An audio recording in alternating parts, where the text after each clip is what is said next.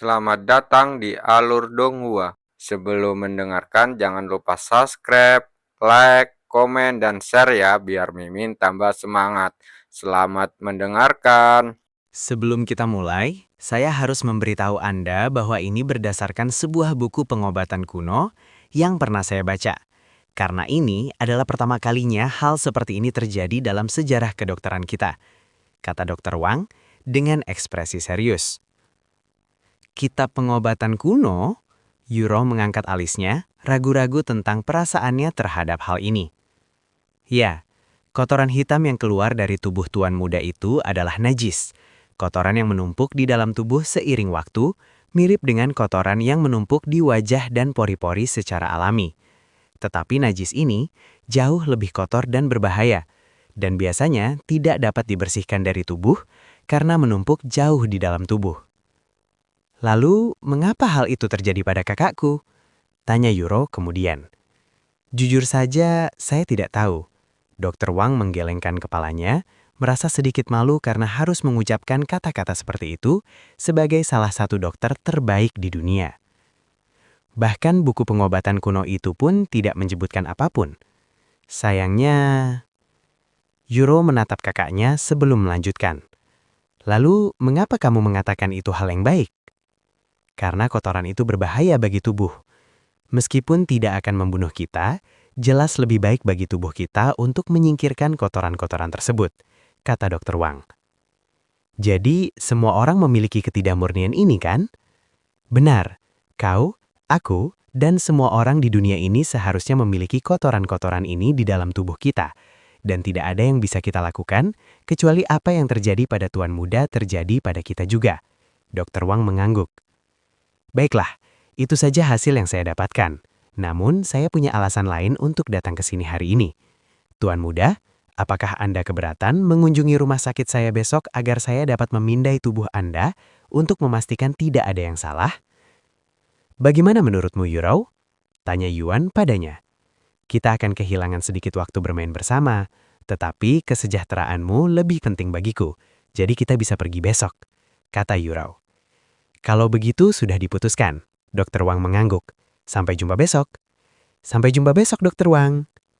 Setelah Dr. Wang pergi, Yuro membantu Yuan menyikat giginya sebelum menidurkannya di tempat tidurnya. Meskipun kamar Yuan sudah bersih, bau busuk masih tetap menetap, dan mereka perlu menunggu beberapa hari lagi agar bau itu hilang secara alami. Saat Yuan tidur di tempat tidurnya, Yuro menjelajahi internet. Namun, tidak seperti sebelumnya, setiap kali dia melihat pemain Yuan disebut di forum, senyum bangga akan muncul di wajahnya. Hahaha, sekarang setelah aku tahu bahwa kakakku sebenarnya adalah pemain Yuan, melihat orang-orang ini berspekulasi dan membicarakannya menjadi 100 kali lebih menghibur. Yuro tertawa dalam hati sambil membaca semua hal tentang pemain Yuan dengan lebih seksama dari sebelumnya. Setelah menghabiskan beberapa menit melihat orang-orang membicarakan kakaknya, Yuro tiba-tiba merasa ingin memposting sesuatu sendiri. Jadi, dia membuat akun baru dengan nama samaran bernama Saudara Perempuan Pemain Yuan, dan memposting di forum dengan judul "Saya Saudara Perempuan Pemain Yuan, tanyakan apa saja padaku." Mari kita lihat pertanyaan seperti apa yang akan saya dapatkan. Yuro menunggu dengan penuh harapan. Dan bahkan belum semenit setelah dia membuat unggahan itu, seseorang sudah mengomentari unggahannya. Jika kamu adalah saudara perempuan pemain Yuan, maka aku adalah ayah pemain Yuan. Hahaha. Ya, bukan berarti aku tidak mengharapkan komentar seperti ini, karena aku juga tidak akan percaya jika seseorang dengan akun baru mengaku sebagai saudara perempuan pemain Yuan. Yuro menggelengkan kepalanya sambil tersenyum. Dan saat Yuro selesai membaca komentar pertama, komentar lain sudah muncul di unggahannya. Akun baru yang mengaku sebagai saudara perempuan pemain Yuan, ini agak mencurigakan. Lalu satu lagi, jika kamu benar-benar saudara perempuan pemain Yuan, buktikan. Apakah kamu sedang berhalusinasi? Siapa yang akan percaya padamu? Sungguh troll yang jahat. Yuro menggelengkan kepalanya menanggapi jawaban-jawaban yang memang pantas menimbulkan kecurigaan itu sebelum menutup komputernya dan pergi tidur. Ya, walaupun mereka mengajukan pertanyaan yang sah, aku tetap tidak akan menjawabnya dengan serius. Pikir Yuro dalam hati sambil berbaring di samping Yuan yang sudah tertidur lelap. Jika dunia mengetahui identitas saudaraku, mereka mungkin akan mengambilnya dariku, dan aku tidak akan membiarkan itu terjadi apapun yang terjadi. Pikir Yuro dalam hati saat ia tertidur. Keesokan paginya, setelah Yuro selesai belajar piano dan memberi Yuan sarapan, dia bersiap untuk pergi ke rumah sakit bersama Yuan. "Apakah kamu sudah siap, kakak?" tanya Yuro kepadanya yang sedang duduk di kursi roda, mengenakan pakaian formal yang dipilihnya sendiri. "Dimanapun kamu berada," katanya. "Kalau begitu, ayo kita pergi." Yuro mengangguk sambil mulai mendorong kursi roda. Dan saat mereka meninggalkan rumah, sudah ada limosin hitam menunggu di depan dengan 4 penjaga berseragam hitam berdiri di sekelilingnya. "Kemana kita akan pergi hari ini, Nona muda?" tanya salah satu penjaga padanya. "Ke rumah sakit Dr. Wang," jawabnya dengan tenang. Penjaga lainnya membukakan pintu limosin untuk mereka. Setelah Yuro menggendong Yuan ke dalam limosin, penjaga itu melipat kursi roda dan menyimpannya di dalam bagasi, sebelum kemudian duduk di dalam bersama mereka. Beberapa saat kemudian, limosin itu mulai bergerak dengan cepat meninggalkan pemandangan rumah besar itu di belakang mereka. Di dalam limosin, Yuan berbaring di kursi panjang dengan tubuhnya diikat agar tidak jatuh, dan kepalanya bersandar di pangkuan Yuro. "Bagaimana perasaanmu sekarang, kakak?" tanya Yuro kepadanya. "Sudah beberapa bulan sejak aku meninggalkan rumah, jadi aku sedikit bersemangat," katanya sambil tersenyum. "Senang ya? Aku juga akan senang kalau kita tidak pergi ke rumah sakit," kata Yuro dengan senyum getir di wajah cantiknya. Suasana menjadi hening, dan Yuro terus membelai rambut panjang Yuan yang lembut dan halus, hingga mereka sampai di tujuan setengah jam kemudian. "Kami sudah sampai, Nona muda," kata penjaga kepadanya sambil membuka pintu. Setelah penjaga lain mengambil kursi roda, Yuro menggendong Yuan ke kursi roda, bahkan tanpa meminta bantuan penjaga. Faktanya, penjaga mengetahui aturan tegas Yuro terkait menyentuh Yuan, karena dia tidak akan mengizinkan siapapun menyentuhnya, kecuali diizinkan. Saat Yuro dan Yuan mulai mendekati rumah sakit besar yang berjarak beberapa meter, Dr. Wang sudah menunggu di pintu masuk dengan seragam dokternya. Namun, dia tidak sendirian, karena ada orang lain yang berdiri di sampingnya, yaitu seorang wanita muda cantik seusia Yuan. "Nona muda, Tuan muda, terima kasih telah datang," kata Dr. Wang kepada mereka sambil tersenyum, dan melanjutkan. "Cucu perempuan saya mendengar kalian akan datang, jadi dia memutuskan untuk berkunjung hari ini." "Halo, Nona Yu, Tuan muda, sudah lama kita tidak bertemu." Gadis muda yang cantik itu melambaikan tangan kepada mereka dengan senyum cerah di wajahnya. "Memang sudah lama kita tidak bertemu, Wang Shuying," kata Yuro dengan senyum yang agak kaku di wajahnya. "Anda bisa berbicara dengan mereka setelah kita pergi ke tempat yang lebih pribadi," kata Dr. Wang. "Apakah Anda butuh bantuan, Nona Yu? Saya bisa membantu Anda mendorong Tuan muda jika Anda lelah," kata Wang Shuying kepada Yuro ketika dia mendekat. "Terima kasih atas tawarannya, tetapi saya akan menolaknya dengan sopan karena saya tidak ingin merepotkan Anda," kata Yuro, masih dengan senyum di wajahnya. "Jangan khawatir mengganggu saya, Anda saat ini berada di rumah sakit, dan tugas saya sebagai perawat adalah membantu pasien," jawab Wang Shuying. Meskipun tersenyum, Yuro tampak sedikit kesal dengan pendekatan Wang Shuying, terutama karena dia tahu bahwa Wang Shuying adalah penggemar besar Yuan ketika Yuan masih aktif bermain alat musik. "Shuying, aku tahu kau sangat ingin bertemu idolamu, tapi jangan terlalu bersemangat. Kau bisa berbicara dengannya nanti," Dr. Wang menggelengkan kepalanya. Dan beberapa saat kemudian dia melanjutkan, "Baiklah, ikuti saya." Yuro kemudian mendorong kursi roda dan mengikuti Dr. Wang.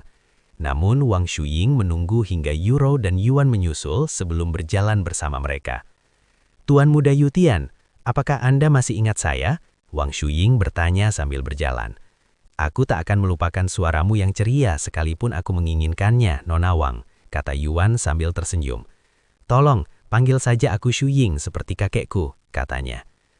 "Ngomong-ngomong, kudengar kau akan menjalani ronsen hari ini. Apakah kau baik-baik saja?" "Ya, saya baik-baik saja. Hanya saja ada sesuatu yang terjadi beberapa hari yang lalu, jadi kami di sini untuk pemeriksaan sebagai tindakan pencegahan," kata Yuan. "Begitu ya? Baiklah. Apapun yang terjadi, saya harap itu bukan sesuatu yang serius atau buruk. Terima kasih atas kekhawatiranmu padaku. Hehe, sebagai penggemar nomor 1 Anda, tentu saja saya akan mengkhawatirkan kesejahteraan Anda. Bahkan jika Anda tidak bisa memainkan alat musik lagi, saya akan tetap menjadi penggemar nomor 1 Anda seumur hidup," kata Wang Shuying kepadanya tanpa merasa malu. Sementara itu, meskipun ekspresinya tenang, Yuro melirik Wang Shuying dengan tatapan dingin dari sudut matanya. Wang Shuying sudah lama menyadari tatapan dingin Yuro, tetapi dia bertindak seolah-olah tidak menyadarinya dan terus berbicara dengan Yuan. Sementara itu, Dr. Wang bisa merasakan suasana mencekam yang datang dari belakangnya, dan dia terus berjalan tanpa berani menoleh ke belakang, bahkan berjalan sedikit lebih cepat dari sebelumnya. "Hei, lihat ke sana. Bukankah itu Dr. Wang dan cucunya? Siapakah dua anak muda yang mengikuti mereka?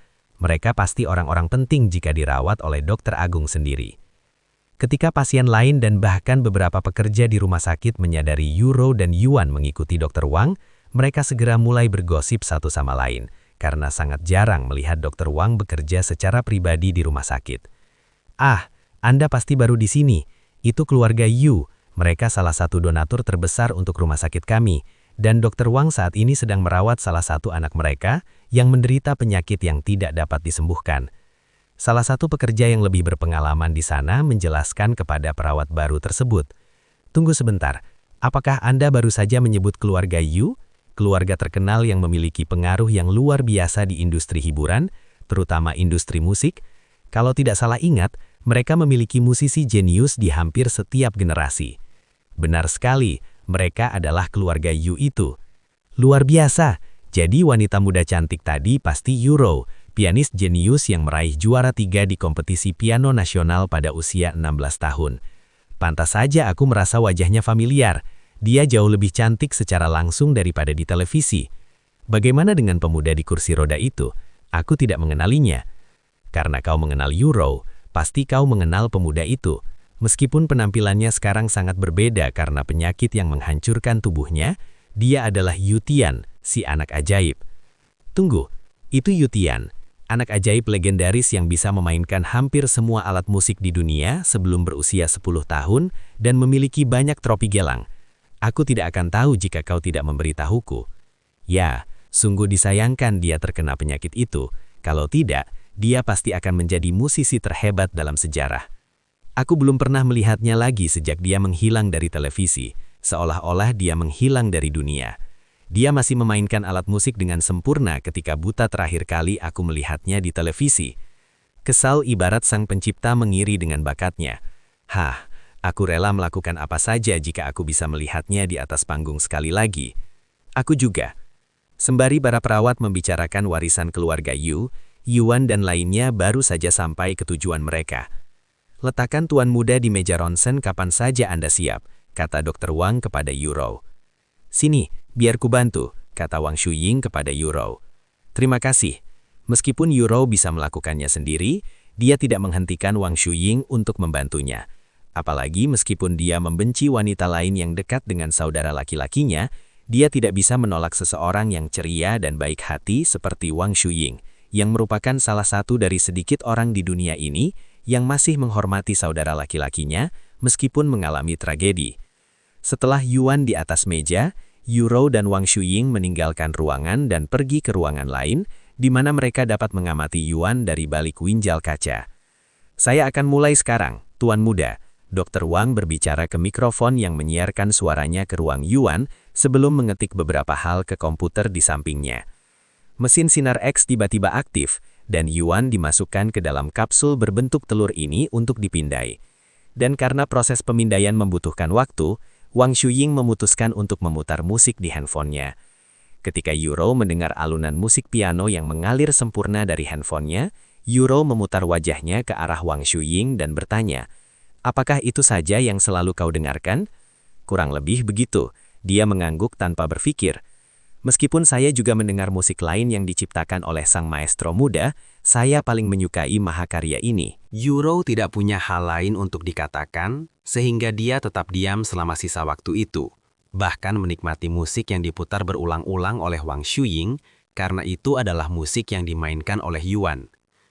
Beberapa saat kemudian, Yuan dikeluarkan dari kapsul, dan sementara Dr. Wang membaca hasilnya, Yuro pergi untuk menempatkan Yuan kembali ke kursi roda.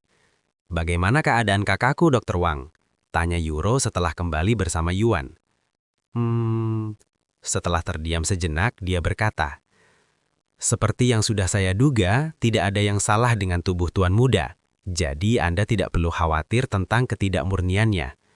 Begitu, bagus sekali. Yuro menghela napas lega setelah mendengar hasilnya. Namun bukan hanya itu yang ingin saya sampaikan. Dr. Wang tiba-tiba melanjutkan. Menurut hasil pemeriksaan, tulang Tuan Muda telah menjadi lebih kuat dan lebih padat dari sebelumnya. Hah? Tulangku jadi lebih padat? Yuan bertanya dengan suara terkejut. Dia bertanya-tanya apakah ini juga disebabkan oleh permainan itu? Iya, meskipun tidak jauh lebih padat dari sebelumnya, peningkatannya cukup signifikan sehingga terlihat. Ya, tidak ada gunanya seberapa kuat tulangku tumbuh jika aku tidak bisa menggunakannya. Yuan tertawa getir. Jangan menyerah Tuan Muda. Surga tidak akan meninggalkan seorang jenius sepertimu jika mereka cukup berbaik hati memberimu bakat seperti itu. Aku yakin ini hanya sementara, dan jika kakekku tidak bisa menyembuhkanmu, aku pasti akan mencoba melakukan sesuatu. Wang Shuying berbicara dengan penuh semangat. Ya, mari kita lihat bagaimana hasilnya nanti, karena yang kamu lakukan sekarang hanyalah bermain video game. Dr. Wang menggelengkan kepalanya. Aku masih bisa belajar kedokteran sambil bermain video game. Bahkan aku telah mempelajari banyak hal tentang pengobatan kuno di game yang sedang kumainkan, kata Wang Shuying kepadanya. Pengobatan kuno? Apa kau juga bermain cultivation online? Yuan bertanya padanya. Wang Shuying menoleh menatap dia dengan ekspresi terkejut di wajahnya. Aku juga sedang bermain game ini dengan adikku sekarang, katanya ketika mendengar suara terkejut adiknya. Tunggu. Saya tidak bermaksud tidak sopan, tetapi Anda bisa bermain game, Tuan Muda. Bahkan dalam kondisi Anda saat ini, kata Wang Shuying dengan tatapan bingung. Ya, meskipun aku tidak tahu bagaimana cara kerjanya, aku bisa memainkan game ini dengan sempurna dan aku bahkan dalam keadaan sehat sepenuhnya saat berada di dalam game. Jadi aku bisa menggunakan anggota tubuhku dan melihat dengan mataku, kata Yuan. Baik Dr. Wang maupun Wang Shuying menatapnya dengan ekspresi terkejut di wajah mereka. Sekarang kau menyebutkannya, aku ingat pernah melihat berita yang menyebutkan hal seperti itu. Bagaimana bahkan orang buta pun bisa memainkan permainan ini dan tidak tahu bagaimana menggunakan penglihatan mereka dalam permainan. Wang Shuying berbicara dengan suara bingung setelahnya. Tunggu sebentar, apakah ini berarti aku bisa menontonmu memainkan alat musik itu lagi di dalam game? Ayo, bermain bersama Tuan Muda, kata Wang Shuying kepadanya dengan suara riang. Aku akan mengikuti ujian murid di kuil inti naga dalam beberapa hari lagi. Jika kau mau, kita bisa bertemu di sana, kata Yuan. Oh, aku sudah menjadi murid dari sekte yang lain, sekte yang berfokus pada pengobatan dan alkemi. Wang Shuying menghela napas. Namun aku pasti akan mencoba bertemu denganmu suatu hari. Apa nama sekte kalian? Jika suatu saat aku berada di sekitar tempat itu, aku bisa mencoba mencari kalian, kata Yuan.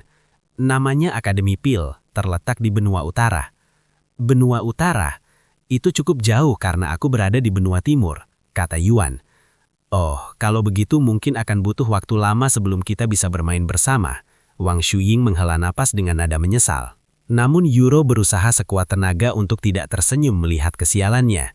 Siapa tahu apa yang mungkin dia coba lakukan pada saudaraku saat aku tidak ada di sana. Dia menghela napas dalam hati. Ngomong-ngomong, apakah ada hal lain yang Anda butuhkan dari kami, Dr. Wang? Tanya Yuro beberapa saat kemudian, karena dia ingin kembali bermain cultivation online dengan Yuan. Tidak, saya hanya ingin melihat apakah ada perubahan pada tubuh Tuan Muda setelah kejadian itu. Karena kita sudah melakukan ronsen dan mendapatkan hasilnya, tidak ada lagi yang saya butuhkan dari kalian berdua. Kalau begitu, kami akan pulang sekarang. Terima kasih sekali lagi Dr. Wang atas waktu yang Anda luangkan untuk ini, kata Yuro. Haha, jangan dibicarakan. Saya bukan hanya dekat dengan orang tuamu, tapi saya juga penggemar Nyonya Muda dan Tuan Muda. Dr. Wang tertawa bahak. Aku akan mengantarkan mereka keluar, kata Wang Shuying sambil mengikuti Yuro dan Yuan keluar menuju limusin mereka. Sampai jumpa lagi Tuan Muda. Semoga kita segera bisa bermain bersama lagi. Wang Shuying melambaikan tangan kepada mereka saat mereka masuk mobil. Ya, aku juga berharap begitu, kata Yuan kepadanya. Setelah limusin itu pergi, Wang Shuying kembali ke sisi Dr. Wang. Sudah lama sekali aku tidak melihat Tuan Muda seenergik ini. Kita belum banyak berbicara sebelumnya. Aku yakin ini semua karena cultivation online, di mana dia bisa hidup sehat seperti pemuda lagi, kata Wang Shuying kepada Dr. Wang. Namun Dr. Wang tidak menanggapinya dan dia hanya menatap hasil ronsen Yuan dalam kediaman. Ada apa kakek? Apakah ada yang salah dengan hasilnya? Tanya Wang Shuying setelah menyadari hal itu. Tidak, hanya saja situasi tuan muda sangat aneh, sampai tidak berlebihan jika menyebutnya sebagai fenomena, kata Dr. Wang dengan suara berat, dan dia melanjutkan. Sepertinya aku harus menggali dan membaca lebih banyak catatan medis kuno. Mungkin aku akan mempelajari sesuatu yang baru di sana. Setelah kembali ke rumah mereka, Yuro dan Yuan dengan cepat terjun ke dalam dunia kultivasi yang dikenal sebagai cultivation online. Selamat datang kembali kakak Yuan, kata Xiaoho setelah merasakan kehadirannya telah kembali ke dunia. Selamat siang Xiaoho, ganti Yuan menyapanya. Apa yang akan kita lakukan hari ini? Apakah kamu masih ingin melanjutkan latihan pedang Win? Tanya Yuan kepada Yuro setelahnya. Iya, tapi aku tidak mau memperlambat kemajuanmu dengan latihan membosankanku, dia mendesah. Apa yang kau katakan? Itu disebut latihan karena suatu alasan. Jika kamu tidak berlatih, kamu tidak akan menjadi lebih baik. Ya, kurasa begitu, Yuro mengangguk. Dan karena mereka terakhir kali keluar dari permainan masih di alam liar, mereka tidak perlu melakukan perjalanan dan bisa langsung melanjutkan perburuan monster. Beberapa jam kemudian, selamat Yuro, kau akhirnya bisa membunuh monster-monster itu tanpa membuat kekacauan, kata Yuan padanya sambil menatap mayat monster yang terpotong rapi dengan senyum di wajahnya. Ya, dan level penguasaanku untuk itu meningkat 1, kata Yuro dengan ekspresi gembira di wajahnya.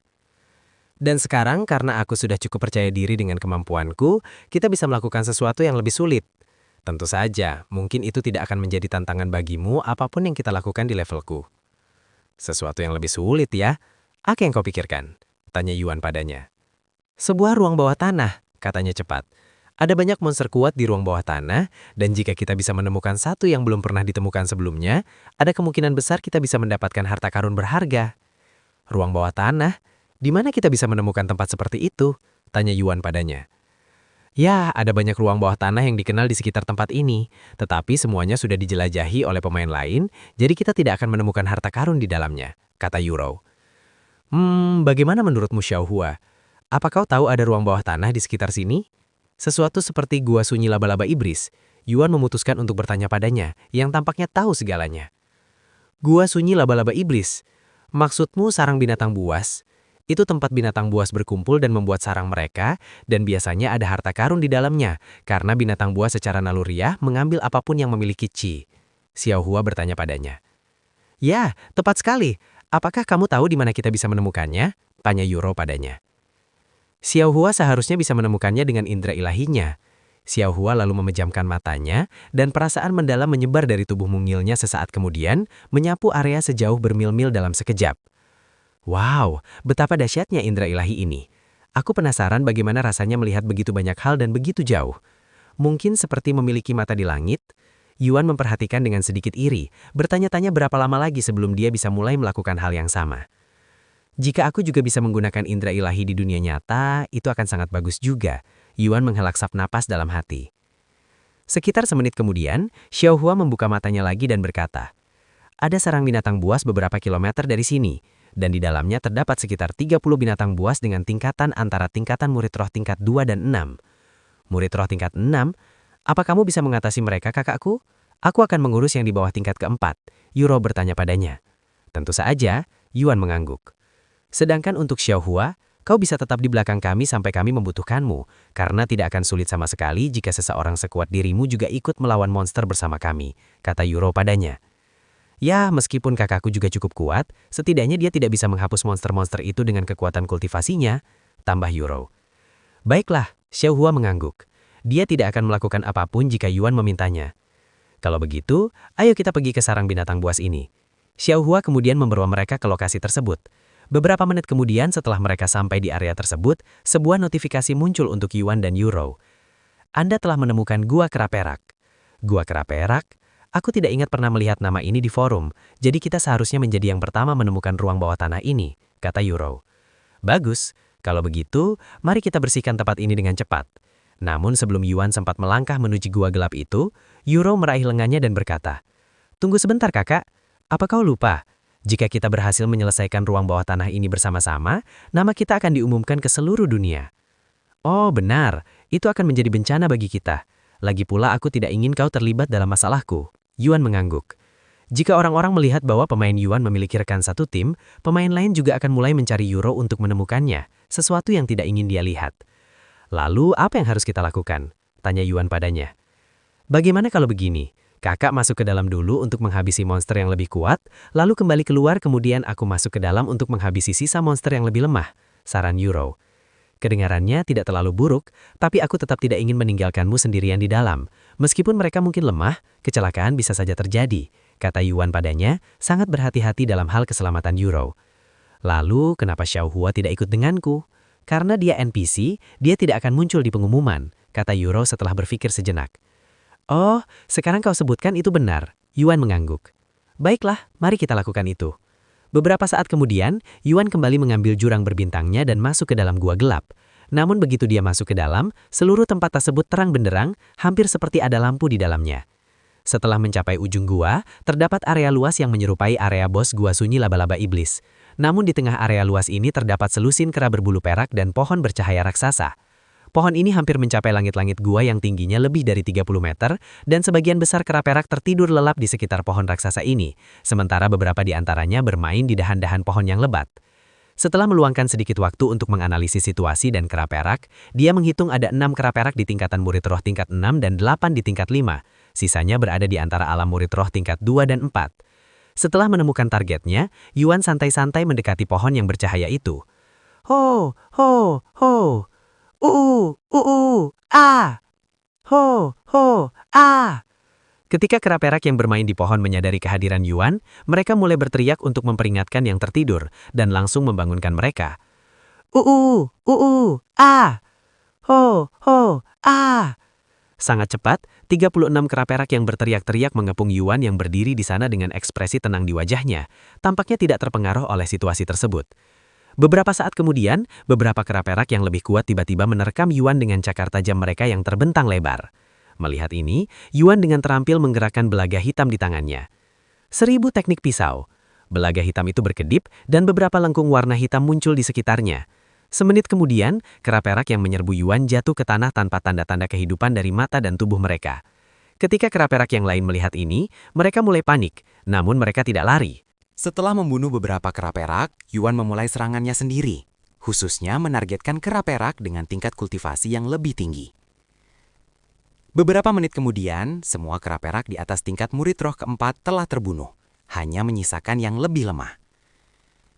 Setelah menyaksikan anggota terkuat mereka dibunuh oleh Yuan tanpa perlawanan berarti, para kera perak tidak lagi berani mengepungnya dan bahkan mulai mundur ke arah pohon raksasa itu. Yuan mendekati pohon itu, tetapi dia tidak menyerang kera perak, yang membuat mereka bingung. Setelah mengamati sekeliling pohon dan memastikan tidak ada hal yang tidak bisa ditangani Euro, Yuan berbalik dan meninggalkan tempat kejadian, membuat kera perak tercengang. "Kakak, apa kau baik-baik saja?"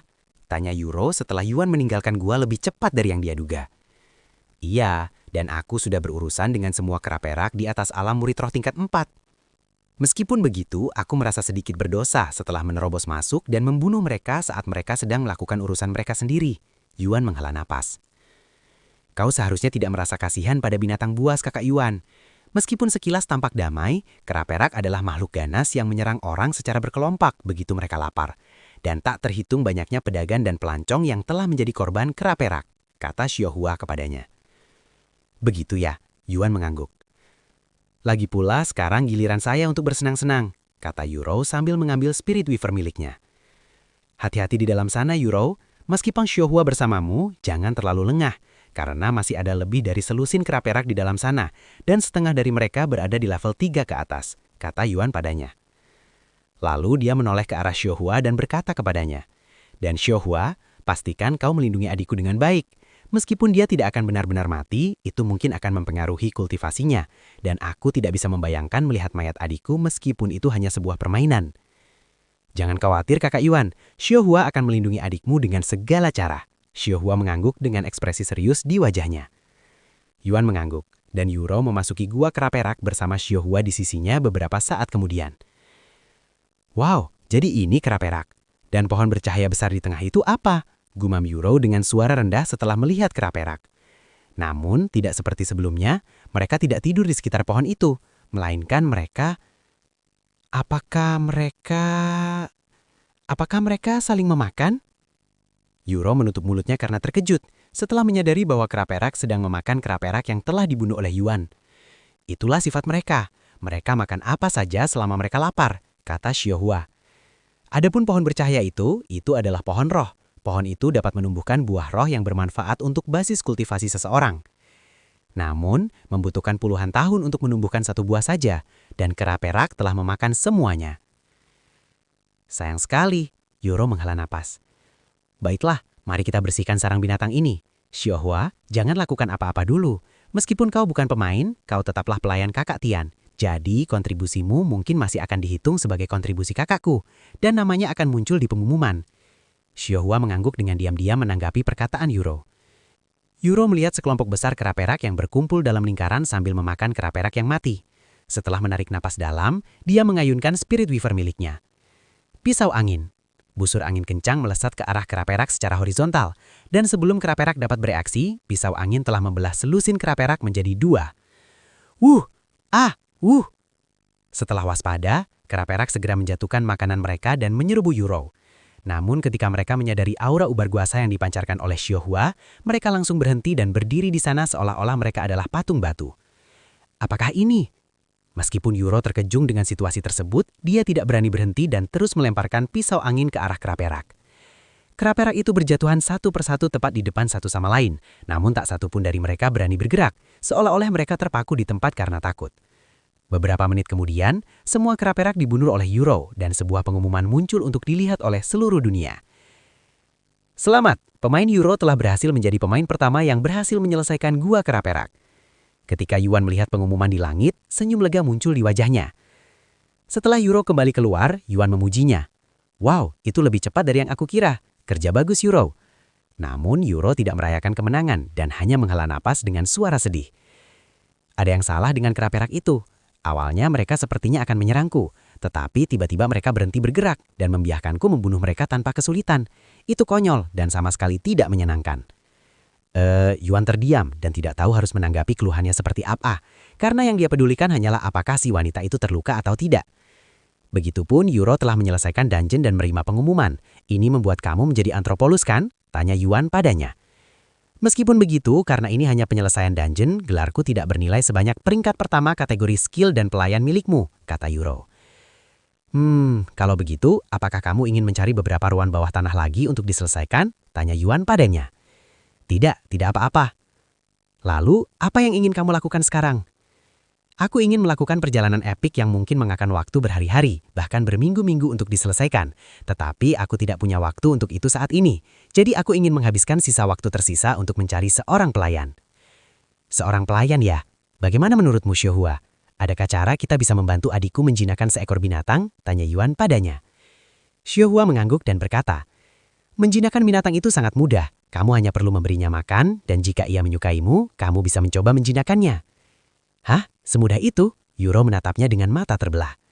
Xiaohua mengangguk lagi dan berkata, ada juga teknik yang memungkinkanmu untuk menjinakkan dan mengendalikan binatang buas. Mari kita coba metode pemberian makannya terlebih dahulu. Makanan jenis apa yang sebaiknya kita berikan kepada mereka? Tanya Yuro. Tergantung jenis binatang apa yang ingin kamu jinakkan, tetapi kebanyakan dari mereka menyukai makanan yang mengandung energi spiritual, terutama buah roh. Hampir dipastikan kamu bisa menjinakkan sebagian besar binatang dengan buah roh, kata Xiaohua. Buah roh ya? Sayang sekali, kera perak telah mengambil semuanya. Yuro menghela napas. Kamu bisa membeli buah roh di pasar. Harganya sekitar 500.000 koin emas per buah. 500.000 koin emas? Seru Yuro. Itu banyak uang, tapi kau bisa membelinya tanpa banyak kesulitan kan kakak? Yuan langsung berkeringat setelah mendengar kata-katanya. Dan beberapa saat kemudian dia berkata, aku hanya punya sekitar 200.000 koin emas persisa. Hah? Bagaimana mungkin? Kau masih nomor 1 di papan peringkat kekayaan. Pasti kau punya lebih dari 200.000 koin emas, kata Yuro. Ya, sebagian besar kekayaan itu sebenarnya berada di tangan Xiaohua, kata Yuan. Yuro lalu menatap Xiaohua dan berkata, tapi kekayaan itu tetap hak kakak. Xiaohua menganggukkan kepalanya yang kecil dan mengambil 500.000 koin emas sebelum menyerahkannya kepada Yuro tanpa meragu. Di mata seorang kultivator setingkatnya, 500.000 koin emas adalah jumlah kekayaan yang dapat diabaikan. Kau yakin, Euro? Hanya 500.000 koin emas. Kau tidak perlu mengembalikannya, kata Yuan padanya. Aku meminjamnya dari Xiaohua, bukan darimu, kakak, dan aku tidak cukup kurang ajar untuk menerima uang tanpa mengembalikannya. Dan seperti yang kukatakan, aku tidak ingin terlalu bergantung padamu. Jika kau tidak bisa menerima uang itu dari Xiaohua, maka kau harus tahu bagaimana perasaanku. Mendengar kata-katanya, Yuan mengangguk. Ngomong-ngomong, di mana kita bisa membeli buah roh? Tanya Euro. Buah roh cukup langka, jadi hanya toko-toko mewah yang memilikinya, kata Xiaohua. Dan dia melanjutkan. Ada tempat yang sangat populer di kota Phoenix bernama Bazar Phoenix Emas, dan Anda dapat menemukan sebagian besar harta karun yang langka dan berharga di sana. Bagus, di mana tempat ini? Tanya Euro. Jaraknya sekitar 5.000 mil. Jika kita berangkat sekarang, kita seharusnya sampai di sana besok pagi, kata Xiaohua. Besok pagi ya? Bagaimana menurutmu, Euro? Ini bukan pertama kalinya aku begadang semalaman, kata Yuan padanya. Ayo kita lakukan, karena aku hanya punya 1 hari lagi sebelum harus kembali ke sekolah, aku ingin bermain denganmu selama mungkin, Euro mengangguk. Setelah mengambil kembali pedang terbangnya, Yuan mengangkat Euro dan melompat ke atas pedang sebelum Xiaohua terbang ke langit bersama mereka. Meskipun akan memakan waktu, aku tak sabar untuk bisa menggunakan pedang terbang itu sendiri, kata Euro. Aku juga, Yuan mengangguk. Setelah terbang sebentar, mereka turun untuk beristirahat sejenak. Setelah terbang beberapa jam lagi, kakak beradik itu keluar dari sistem untuk sementara waktu untuk makan malam. Setelah mereka masuk kembali ke dalam permainan, mereka melanjutkan perjalanan mereka, dan Euro pun tertidur dalam pelukan Yuan tak lama kemudian. Beberapa jam kemudian, saat Euro terbangun, mereka telah menempuh lebih dari 5.000 mil. Selamat pagi, Euro. Kami akan sampai di sana dalam waktu 1 jam, kata Yuan padanya. Kakak? Oh tidak, aku tidak sengaja tertidur karena terbang sangat menyenangkan, seru Euro. Maafkan aku, kakak. Mengapa kau meminta maaf? Yuan menggelengkan kepalanya. Meskipun kau melakukan ini untukku, aku malah tertidur dan meninggalkanmu sendirian, desahnya. Tidak apa-apa. Ngomong-ngomong, lihat ke sana. Aku melihat seekor phoenix. Yuan tiba-tiba berkata padanya. Apa? Seekor phoenix? Euro segera menoleh ke arah yang sedang ia lihat dan mendapati burung besar di langit. Namun begitu mereka mendekat, mereka menyadari bahwa phoenix itu sebenarnya adalah layang-layang phoenix gigantis yang diterbangkan dari kota. Layang-layang, gumam Euro dengan suara rendah dan terkejut. Karena ini adalah pertama kalinya dia melihat layang-layang sebesar itu. Rumornya mengatakan bahwa saat ini ada burung phoenix yang masih hidup di kota ini, dan layang-layang itu digunakan untuk menghormati burung phoenix. Tunggu sebentar, seekor phoenix yang sebenarnya tinggal di kota. Pasti itu palsu kan? Apalagi siapa yang bisa melewatkan pemandangan megah seekor phoenix, kata Euro. Hewan ajaib seperti phoenix dianggap sebagai hewan suci, dan mereka memiliki kemampuan untuk mengambil wujud manusia setelah mencapai tingkat kultivasi tertentu. Jadi bukan hal yang mustahil seekor phoenix tinggal di kota dengan samaran sebagai manusia, jelas Xiaohua. Jika benar-benar ada phoenix, aku ingin bertemu dengannya. Euro menghela napas saat mereka turun di lereng beberapa mil dari kota. Anda telah menemukan kota Phoenix. Ketika Yuan dan yang lainnya mendekati kota, mereka langsung memperhatikan antrian panjang yang memanjang setibanya 1 mil dari pintu masuk kota. Ampun, kenapa antriannya begitu panjang? Yuan menatap antrian itu dengan mata terbelah. Wajar saja jika tempat ini begitu ramai. Kota Phoenix adalah salah satu daerah yang paling populer di benua timur, karena lingkungannya yang kaya dan banyak harta karun yang harus ditemukan. Jadi para kultivator kuat dan pedagang kaya dari seluruh dunia datang ke sini untuk berbisnis, jelas Xiaohua kepadanya. Baiklah, ayo kita antri terlebih dahulu. Lebih dari selusin orang sudah masuk ke antrian saat kau selesai berbicara, kata Yuan sambil berjalan ke belakang antrian. Setelah mengantre selama setengah jam, akhirnya giliran mereka untuk masuk ke kota. Letakkan tanganmu di atas bola ini, kata salah satu penjaga saat Yuan mendekati mereka. Yuan meletakkan tangannya di atas bola kristal dan setelah para penjaga memastikan bahwa dia bukan penjahat, mereka berkata, biaya masuk ke kota Phoenix adalah 1 koin emas. Kami bertiga bersama, kata Yuan sambil menyerahkan 3 keping koin emas kepada mereka. Berikut adalah izin tamu Anda. Karena jumlah penduduk yang sangat besar dan untuk menghindari kepadatan penduduk yang berlebihan di kota ini, Anda hanya diizinkan tinggal di kota Phoenix selama 3 hari. Jika Anda tertangkap melebihi batas waktu yang ditentukan, Anda akan didenda 100.000 koin emas. Jika Anda ingin tinggal lebih lama, Anda harus mengunjungi hala administrasi dan Anda dapat memperpanjang waktu tinggal Anda dengan membayar sejumlah biaya. Saya mengerti, Yuan harus menyetujui peraturan itu sebelum akhirnya mereka diizinkan masuk. Wow, tempat ini jauh lebih populer dari yang aku kira. Sampai-sampai mereka harus membuat peraturan seperti itu karena khawatir akan kepadatan penduduk, kata Yuan saat mereka masuk ke dalam. Sebagian besar kota populer yang berfokus pada bisnis seperti ini, kata Xiaohua. Ya, 3 hari sudah lebih dari cukup, karena kita akan berangkat segera setelah mendapatkan buah roh. Ngomong-ngomong, kita mau pergi kemana sekarang? Tanya Yuan padanya. Namun, Xiaohua menggelengkan kepalanya dan berkata, Xiaohua belum pernah ke sini sebelumnya. Dia hanya pernah mendengar tentang pasar Phoenix emas yang ada di sini. Kalau begitu, kurasa kita harus bertanya-tanya, kata Yuan. Setelah beberapa menit berbicara dengan para pejalan kaki, Yuan mendapatkan gambaran yang baik tentang arahnya, dan mulai berjalan menuju pasar Phoenix emas bersama 2 gadis lainnya. Tempat ini benar-benar hanya untuk bisnis.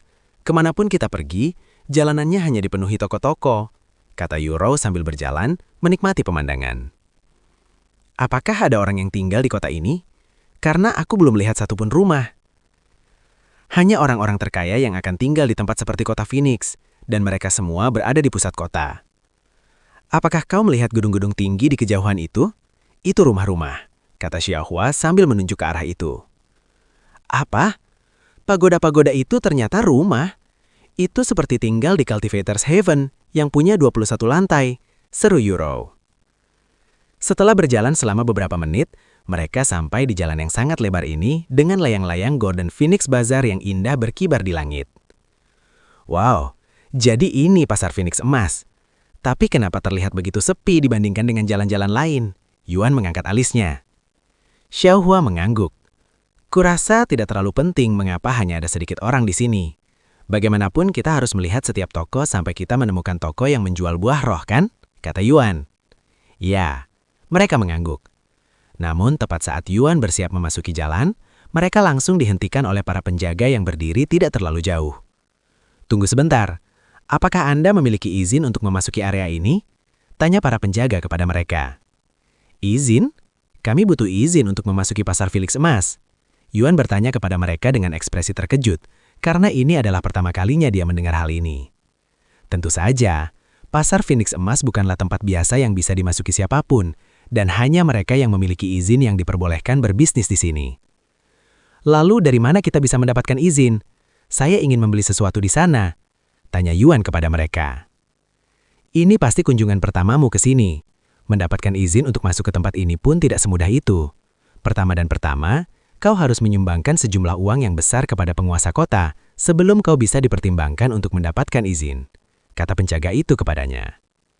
Uang? Yuan langsung berkeringat. Berapa banyak yang kita bicarakan? Sebagian besar orang menyumbangkan setidaknya 10 juta koin emas, kata penjaga itu. 10 juta koin emas? Rahang Yuan ternganga. Jika seseorang harus membayar 10 juta koin emas untuk menggunakan pasar Phoenix emas, mereka lebih baik pergi ke tempat lain saja. Setidaknya mereka masih punya 10 juta koin emas untuk dibelanjakan dengan cara itu. Apa sih yang spesial di pasar Phoenix emas? Sehingga membutuhkan 10 juta koin untuk izin berbelanja di tempat itu sungguh keterlaluan menurutku. Tidak ada orang waras yang mau membayar uang sebanyak itu untuk itu. Yuro menggelengkan kepalanya, tidak mengerti alasan di balik sistem ini. Disitulah letak kesalahanmu, Nona muda. Meskipun mungkin mahal, itu sangat setimbang. Karena orang-orang yang dapat kau temukan di tempat ini sebagian besar adalah para ahli terkenal dengan dukungan atau status yang sangat tinggi di dunia ini. Dan kebanyakan orang datang ke sini terutama untuk menjalin koneksi dengan individu-individu ini. Berbelanja hanyalah hal sekunder. Penjaga itu menjelaskan kepada mereka tujuan sebenarnya pasar Phoenix emas. Oh, begitu. Jadi lebih masuk akal. Yuro mengangguk. Bagaimana dengan buah roh? Karena kita tidak bisa memasuki tempat ini tanpa mengeluarkan tambahan 10 juta koin emas, kita harus mencarinya di tempat lain. Yuan menghela nafas. Buah roh? Jika kau mencari buah roh, kau hanya bisa menemukannya di dalam pasar Phoenix emas, kata salah satu penjaga setelah mendengar ucapan Yuan. Sungguh nyaman. Yuan menghela nafas lagi. Jika Anda benar-benar ingin memasuki pasar Phoenix emas, ada cara yang tidak memerlukan pembayaran atau izin, kata salah satu penjaga tiba-tiba. Metode apa saja itu? Yuan langsung bertanya. Sebenarnya cukup sederhana. Para penjaga saling berpandangan sebelum berbicara. Anda hanya perlu mendapatkan rekomendasi dari Cultivator Grandmaster Roh. Jika kau mencapai alam Grandmaster Roh, kau akan diizinkan memasuki pasar Phoenix emas tanpa batasan apapun. Para penjaga kemudian tertawa terbahak-bahak karena menganggap membayar 10 juta koin emas jauh lebih realistis daripada mencari seseorang di alam Grandmaster Roh. Grandmaster Roh? Kenapa tidak bilang begitu saja? Kita punya satu di sini, kata Yuan dengan senyum lega di wajahnya. Apa tadi yang kau katakan? Bahwa ada Grandmaster Roh di antara kalian. Siapa? Kamu. Hahaha. Para penjaga tidak menganggap Yuan serius dan mulai tertawa lebih keras lagi. Bahwa dia bukan Grandmaster Roh, dia adalah Raja Roh, kata Yuan sambil menunjuk ke Xiahua. Raja Roh? Hahaha. Para penjaga tertawa terbahak-bahak setelah mendengar kata-katanya hingga mereka berguling-guling di lantai sampai mati kekenyangan. Yuan melihat penjaga dengan ekspresi tercengang. Mengapa mereka tertawa begitu keras? Apa yang lucu? Kalian berdua tertawa gara-gara apa saat bertugas? Suasana hatiku sedang buruk baru-baru ini, jadi aku butuh hiburan. Ayo ceritakan apa yang lucu. Tiba-tiba, terdengar suara wanita yang jernih namun kesal, dan ketika para penjaga mendengar suara wanita itu, mereka langsung berhenti tertawa dan berbalik dengan ekspresi ketakutan di wajahnya, seolah-olah sedang menatap kematian. Yuan dan Yuro juga menoleh untuk melihat orang yang baru saja berbicara, dan seorang wanita sangat cantik berusia akhir 20-an mengenakan jubah merah dengan motif phoenix emas terlihat berjalan ke arah mereka. Nyonya Feng? Para penjaga segera bersujud di tanah dengan punggung mereka basah kuyup oleh keringat basah. Kami salah tertawa saat bertugas. Mohon ampunilah kami. Namun wanita yang dipanggil Nyonya Feng itu mendengus dingin. Apakah kau tidak mendengarku? Aku ingin tahu apa yang begitu lucu sampai membuatmu tertawa seperti orang gila. Begini. Para penjaga kemudian menjelaskan situasi kepada Nyonya Feng. Sebentar kemudian, Nyonya Feng mengalihkan perhatiannya dari penjaga ke Yuan dan dua gadis di sampingnya. Jadi kalian pikir bercanda tentang menjadi Raja Roh itu lucu ya? Nyonya Feng menyipitkan matanya ke arah mereka. Tingkat kultivasi seorang Grandmaster Roh tiba-tiba meledak dari tubuh Nyonya Feng, memenuhi area dengan tekanan yang menyesakan, menyebabkan Yuan dan Yuro mulai tersengak seolah-olah mereka kesulitan bernafas. Apakah kau menurutmu itu masih lucu untuk... Namun sebelum Nyonya Feng sempat menyelesaikan kalimatnya, Xiaohua berseru dengan suara imut namun marah. Beraninya kau menyakiti kakak Yuan. Tekanan luar biasa yang jauh melebihi tekanan Nyonya Feng tiba-tiba muncul untuk menetralkan tekanan Nyonya Feng sebelum memaksa Nyonya Feng berlutut. Ini? Nyonya Feng dengan susah payah mengangkat kepalanya untuk melihat Xiaohua. Tatapannya dipenuhi dengan keterjengangan dan ketakutan. Raja Roh?